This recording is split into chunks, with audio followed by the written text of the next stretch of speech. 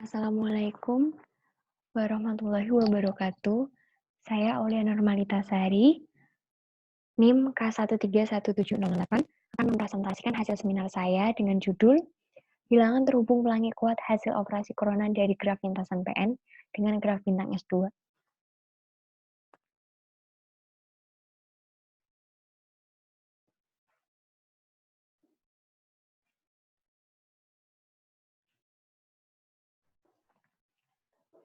Pada makalah ini terdapat 4 bab, yaitu bab pertama pendahuluan, bab 2 kajian teori, bab 3 pembahasan, bab 4 kesimpulan dan saran. Bab 1 berisi latar belakang masalah, rumusan masalah, manfaat, dan tujuan. Latar belakang dari makalah ini adalah salah satu cabang matematika yang menarik untuk dikaji lebih lanjut itu adalah matematika diskrit. Di dalam matematika diskrit ini kita membahas tentang teori graf. Teori graf ini memiliki banyak manfaatnya dalam kehidupan sehari-hari. Contohnya, pembuatan peta, pengaturan lampu lalu lintas, permainan sudoku, dan penjadwalan mata kuliah. Seperti itu.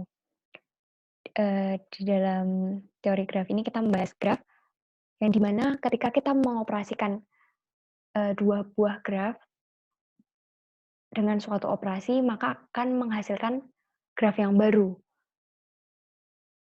Nah, pada makalah ini saya membahas tentang operasi corona dari graf lintasan dan graf bintang S2. Kemudian, di dalam graf juga ada pewarnaan graf. Pewarnaan di sini dibagi menjadi 3, yaitu pewarnaan sisi, pewarnaan titik, serta pewarnaan wilayah. Pengembangan dari pewarnaan sisi ini yaitu keterhubungan pelangi. Yang akan dibahas dalam makalah ini yaitu bilangan keterhubungan pelangi kuat, yaitu jumlah minimum warna yang digunakan untuk mewarnai dari suatu graf agar menjadi lintasan pelangi.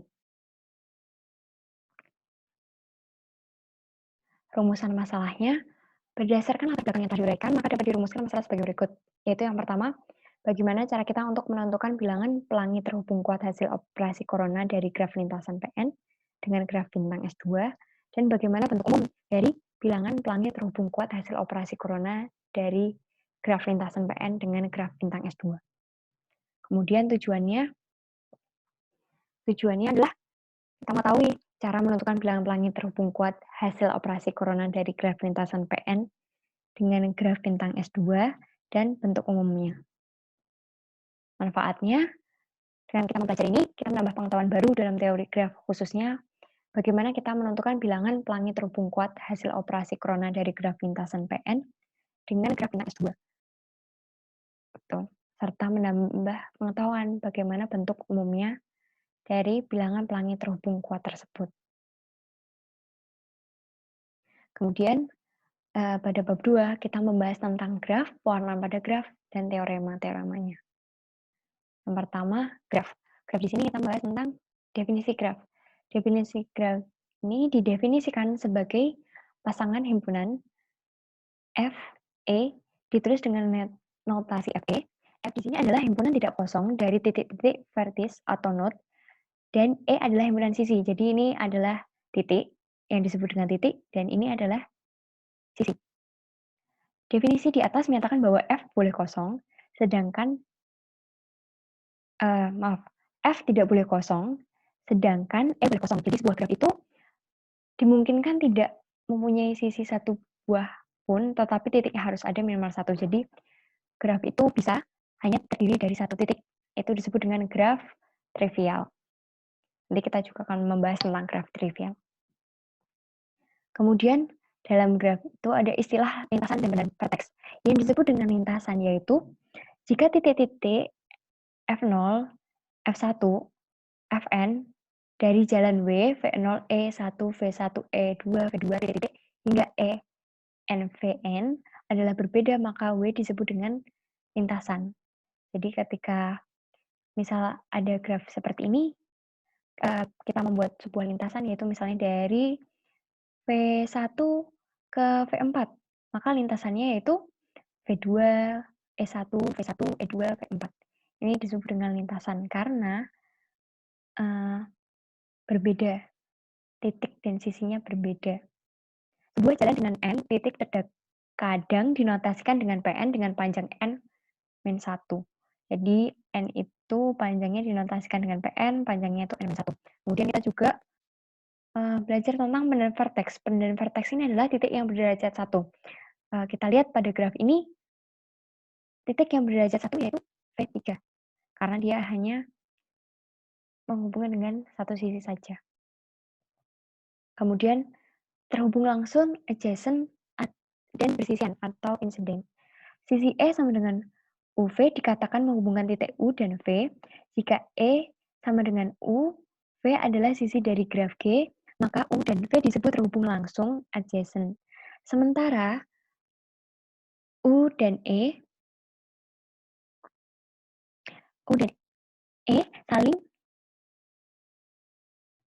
saling bersisian insiden, dan begitu pula dengan V dan E. Untuk selanjutnya, sisi E sama dengan U, V akan ditulis E, UV.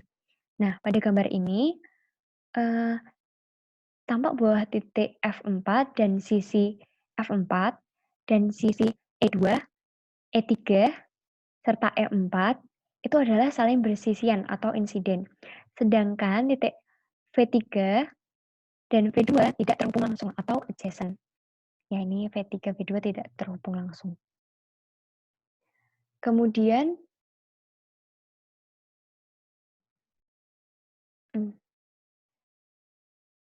graf tak berarah.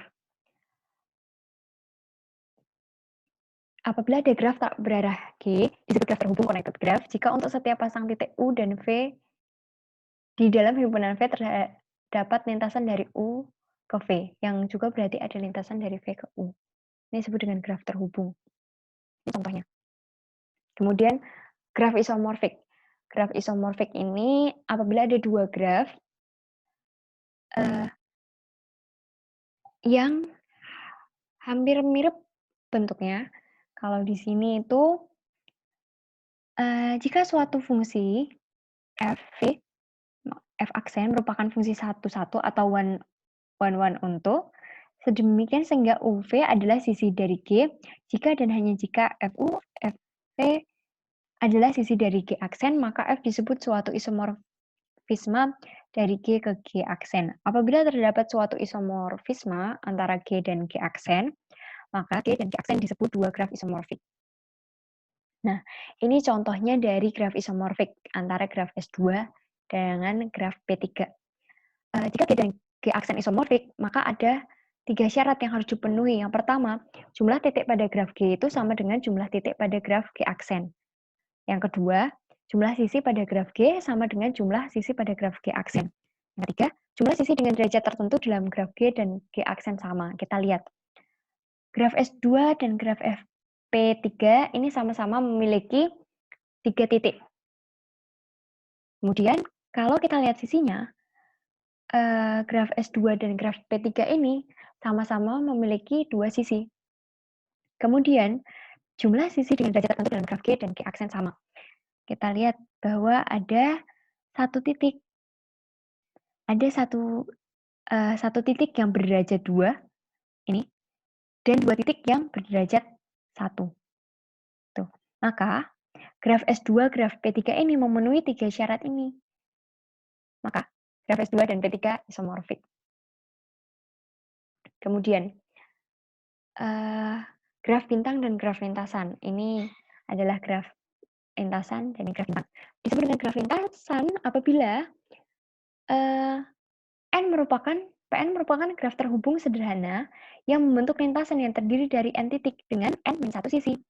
Dengan N-nya itu lebih dari 2. Jadi syarat untuk membuat graf lintasan itu adalah memiliki lebih dari atau sama dengan 2 titik. Kemudian graf bintang, Sn dengan N-nya lebih dari sama dengan 1, adalah graf terhubung sederhana yang memiliki N+1 simpul dan N sisi. Jadi satu simpul pada graf ini disebut simpul yang berderajat N. sedangkan simpul yang lain berderajat 1. Kemudian ada membahas tentang operasi corona. Operasi corona tadi salah satu jenis operasi dari graf ya. Dia apabila 2 graf kita operasikan akan menghasilkan graf baru. Nah, dengan suatu operasi. Operasi corona dari graf G dan graf H didefinisikan sebagai graf yang diperoleh dengan mengambil sebuah duplikat dari graf G dan FG duplikat dari graf H, yaitu HI dengan I-nya 1, 2, 3 hingga vertex G. G kemudian menghubungkan setiap simpul ke I dari G ke setiap simpul di HI. Menurut Harari dan Freud. Nah, ini di makalah ini kita membahas tentang operasi corona dari graf lintasan dan graf S2. Tadi kan sudah dibahas ya definisinya. Kita mengambil lintasan dari graf PN, kemudian graf S2, kita duplikat sebanyak titik-titik yang ada di sebanyak vertex yang ada di PN. Kemudian kita hubungkan titik-titik antara vertex-vertex yang ada pada S2 ini ke tiap titik yang ada pada PN. Seperti itu. Nah, untuk pelabelannya, himpunan titik pada graf PN S2 atau dinotasikan sebagai berikut, definisikan sebagai F1, verteksnya ya, didefinisikan sebagai V1, V2, V3 hingga UN1, UN2, UN3. Jadi ini ada V1, V2, V3 hingga VN, kemudian tiap verteksnya ini punya U11, U12, U13 hingga UN1, UN2, UN3. Nah, untuk menghitung verteksnya dengan rumus seperti ini.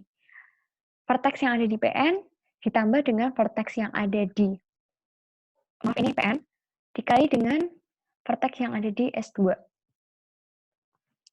Kemudian untuk memberi nama pada sisi graf PN S2 itu didefinisikan sebagai V1U11, V1U12, V1U31, V2 U21 hingga VN-UN3.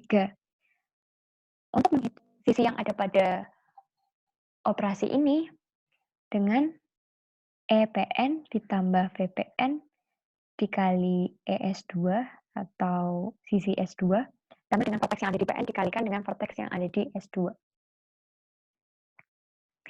Kemudian pewarnaan graf. Pewarnaan graf itu tadi sudah dijelaskan di awal, dibagi menjadi 3, pewarnaan sisi, pewarnaan titik, serta pewarnaan wilayah. Pewarnaan pada graf, terutama pewarnaan sisi itu adalah memberi warna pada garis sedemikian rupa sehingga setiap garis yang bertumpuan pada simpul yang sama diberi warna yang berbeda. Nah, kemudian pewarnaan sisi ini dikembangkan lagi menjadi keterhubungan pelangi. Keterhubungan pelangi ini didefinisikan sebagai suatu pewarnaan terhadap sisi-sisi di G yang didefinisikan sebagai sisi yang bertetangga boleh berwarna sama. Di suatu lintasan U di V di G merupakan lintasan pelangi rainbow jika tidak ada dua sisi di lintasan yang berwarna sama, di mana lintasan pelangi adalah sebuah lintasan yang berada pada graf tersebut. Graf G disebut rainbow connected dengan warna F jika G memuat suatu lintasan pelangi untuk setiap dua titik U, V pada G. Ketika kita mengambil titik U dan V di G, maka itu harus mempunyai lintasan pelangi. Lintasan pelangi itu jika tidak ada dua sisi di lintasan tersebut yang berwarna sama.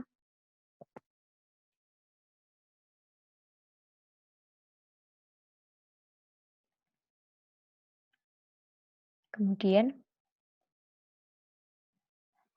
pewarnaan sisi pada G dikatakan pewarnaan pelangi, rainbow coloring. Tadi kita membahas tentang keterhubungan pelangi, maka ini selanjutnya kita bahas tentang bilangan keterhubungan pelangi. Keterhubungan pelangi ini adalah bilangan bulat positif terkecil K sedemikian sehingga terdapat pewarnaan K pelangi pada G yang disebut dengan bilangan terhubung pelangi rainbow connection yang disebut dengan RCG. Jadi RCG ini simbol dari bilangan keterhubungan pelangi. Kemudian ada bilangan terhubung pelangi kuat. Jadi, bilangan terhubung pelangi kuat ini, misalnya itu C adalah pewarna pelangi dari graf terhubung G. Jadi, ada pewarna pelangi dari graf G. Untuk setiap 2 simpul di G, itu diambil lintasan terpendeknya, sedemikian sehingga setiap di graf G itu memuat lintasan pelangi. Jadi kalau tadi bedanya dengan bilangan terhubung pelangi biasa, kalau bilangan terhubung pelangi biasa itu dia bilangan minimum, agar tiap lintasannya itu mempunyai lintasan pelangi. Catatan tidak lintasan terpendek. Kalau bilangan terhubung pelangi kuat, itu harus lintasan terpendek atau disebut juga dengan geodesik gitu. Nah, nih, ini adalah contoh dari bilangan terhubung pelangi kuat. Jadi didefinisikan bahwa setiap kita mengambil 2 titik, maka terdapat lintasan pelangi. Dengan catatan, lintasan yang kita ambil itu adalah lintasan terpendek. Ini adalah contoh dari pewarna pelangi pada P2 Corona S2.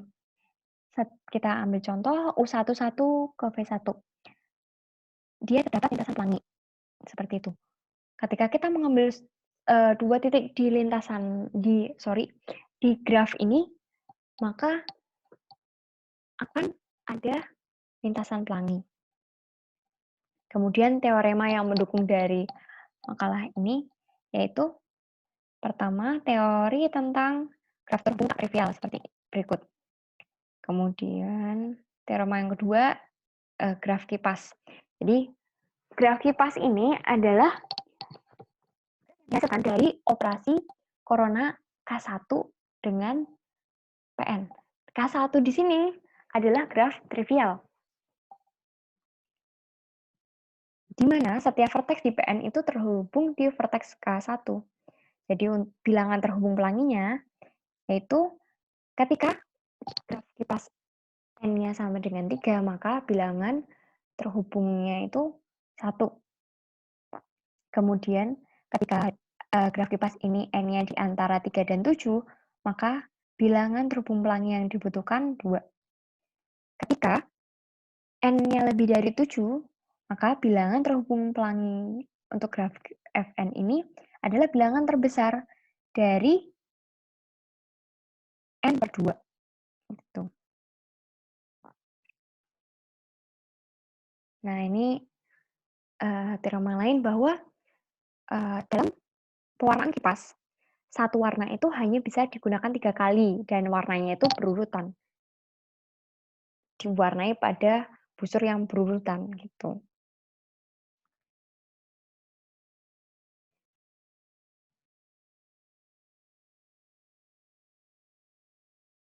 Oke. Kemudian bab 3 kita membahas tentang operasi corona pada graf lintasan PN. Nah, jelas. Ini adalah operasi corona yang saya peroleh dari P2 S2. Ini seperti di gambar. Kemudian saya cari dengan menggunakan rumus, titik-titiknya diperoleh bahwa saat pada P2S2 itu ada 8 vertex dan 11 sisi. Nah, ini lintasan pelangi yang terjadi pada graf P2S2. Itu contohnya. Ini graf P3S2, P4S2, P5S2, P6S2, hingga P7S2, hingga P8S2. Nah, maka diperoleh pewarnaan pada operasi corona seperti berikut.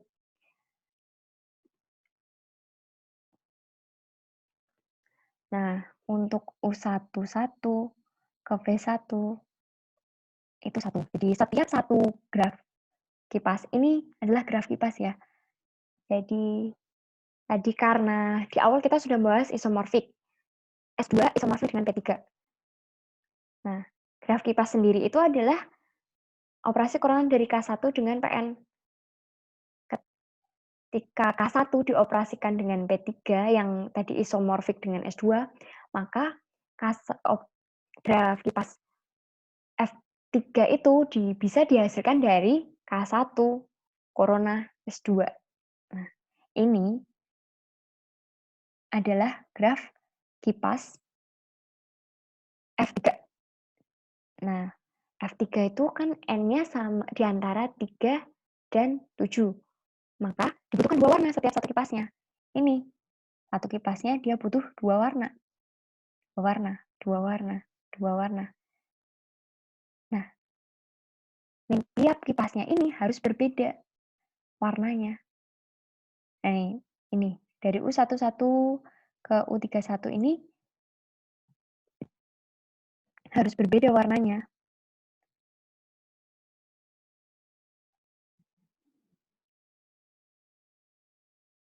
Tuh. Nah, setelah kita mewarnai yang pertama-tama itu kipasnya dulu. Kemudian baru lintasannya. Lintasannya N+1 hingga 2N-1. Sebagai contoh, misalnya untuk U10, maka warna yang dibutuhkan itu sebanyak 2N-1. 2N-1 ini berarti 2 kali 10 dikurangi 1. Berarti 19 warna. Jadi kipas 1 tuh 1, 2, dan seterusnya hingga kipas 10. Kemudian lintasan dari V1, V2 ini mulai dari 11 hingga 19. Gitu. Nah, ini adalah lintasan yang terbentuk dari graf tadi. Kita contoh ya.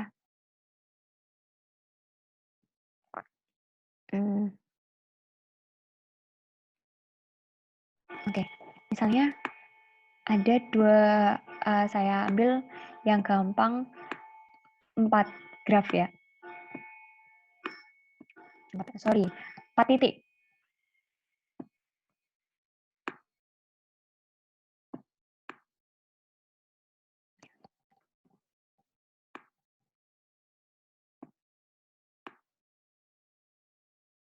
Nah,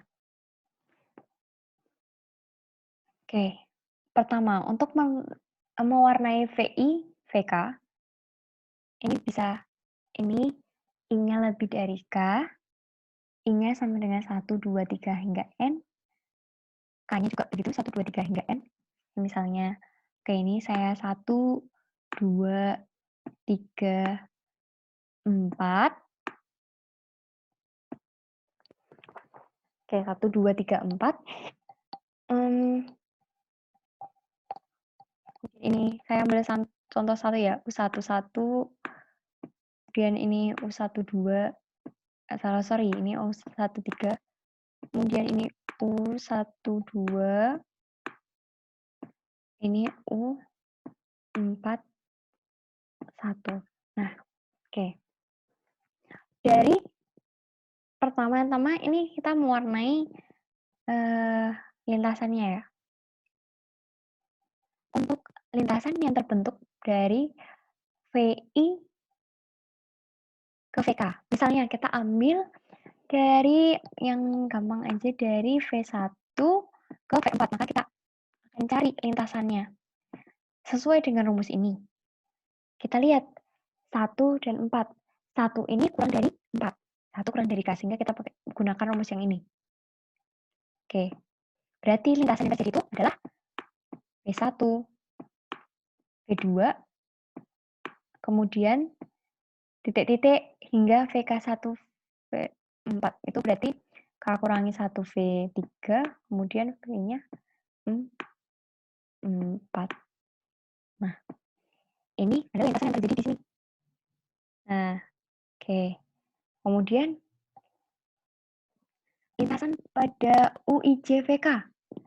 Kita lihat ketika kita mau cari ini U11 ke V1. Oke. U11 ke V1.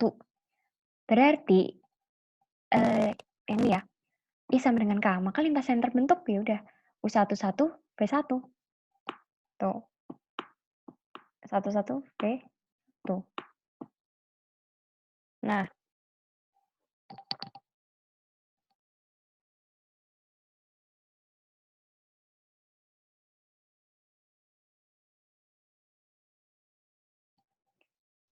Nah, seperti itu.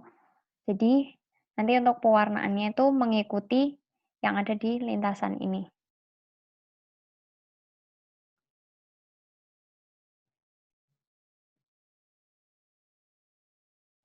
Yuk.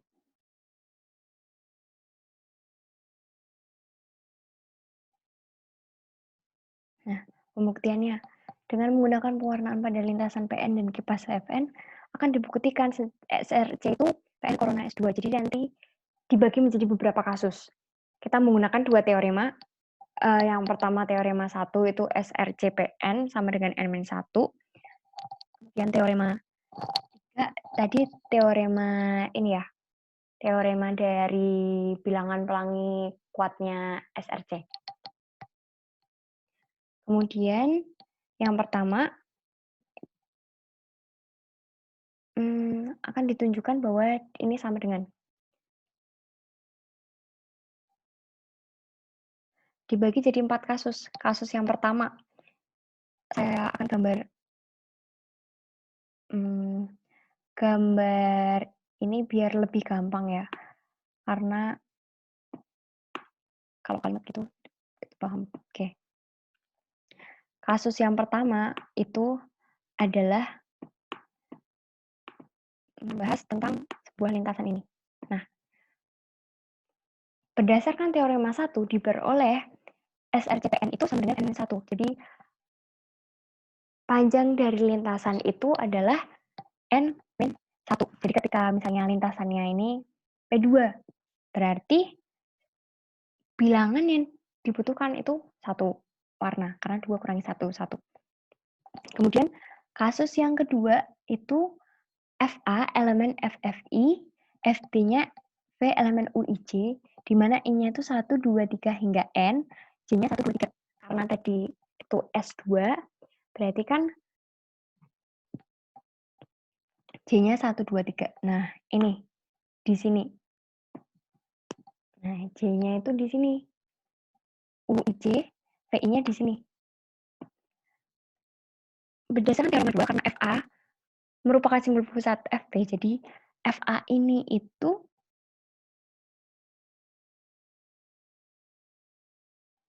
simpul pusatnya dari ini, maka pewarnaannya itu pakai teorema yang tadi, SRC V3 sama dengan 2. Jadi untuk satu kipas, itu karena tadi kan ini kipas F3 ya, kipas F3, maka dia butuh berapa warna? 2 warna. Tuh. Kemudian untuk kasus yang ketiga nih, saya nih. Kasus ketiga, kalau misalnya ini FA ini di sini. Terus FB itu di sini. Karena nih, FB itu bukan simbol pusat FA. Maka lintasannya kan berarti dapat lintasan FA. Terus ini apa? FI, kemudian FB. Kenapa kok FI? Karena di sini kan UIJ, berarti sini FI gitu. Berarti lintasannya itu adalah N-1 ditambah 1. Atau N. Tuh.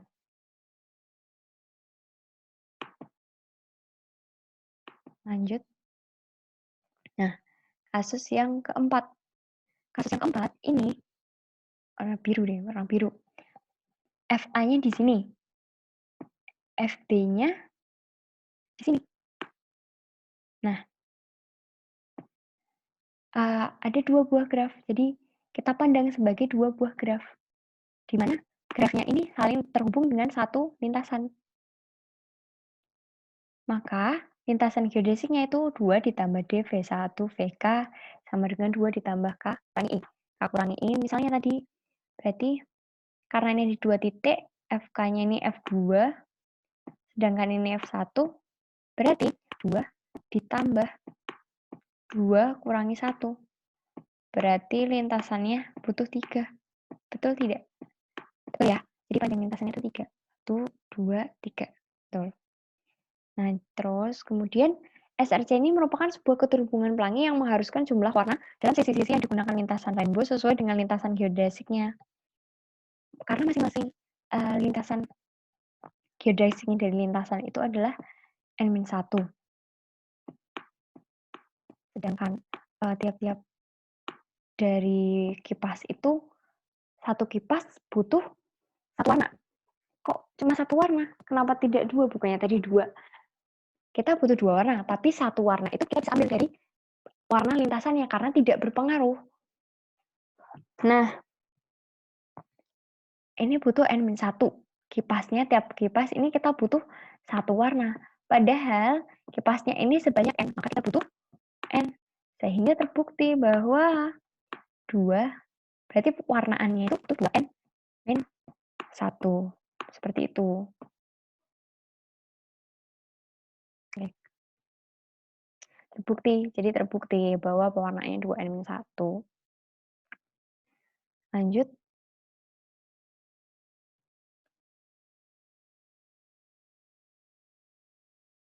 Bab 4 kita bahas tentang kesimpulan dan saran. Kesimpulannya bahwa jelas tadi bahwa bilangan pelangi terhubung kuatnya, bilangan terhubung pelangi kuat dari graf lintasan PN dengan graf bintang itu adalah 2N-1. Jadi warna minimum yang dibutuhkan dari warna minimum agar terjadi keterhubungan pelangi pada graf tadi operasi corona antara lintasan dan S2 yaitu 2N-1. Sekian. Terima kasih. Mungkin itu yang bisa saya sampaikan. Apabila ada kesalahan, mohon maaf yang sebesar-besarnya. Terima kasih. Wassalamualaikum warahmatullahi wabarakatuh.